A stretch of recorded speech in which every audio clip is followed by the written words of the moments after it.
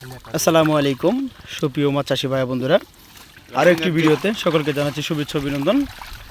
আপনারা স্ক্রিনে যে মাছগুলো দেখতে পাচ্ছেন, এখানে পাঙ্গাস মাছের পাশাপাশি পাবদা মাছ আছে। যে সকল চাষিদের পাবদা মাছের কোনো প্রয়োজন, তারা এই মাছগুলো কালচার করা দিতে পারেন। কালচার করতে হলে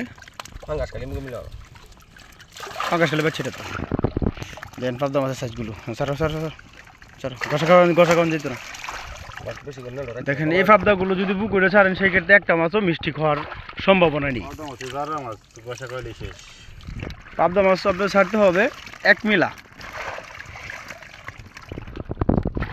দেখতে পাচ্ছেন বড় বড় সাইজের পাবদাগুলো। এই বাংলা ঢালাই হয়েছে আগে কাতলাটা।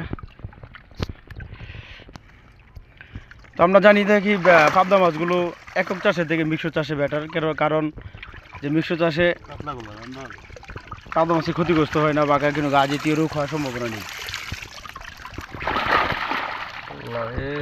প্রতি শতাংশে 200-250 করে পাবদা মাছ চাষ করলেও আপনারা মোটামুটি ভালো একটা অ্যামাউন্ট পাবেন।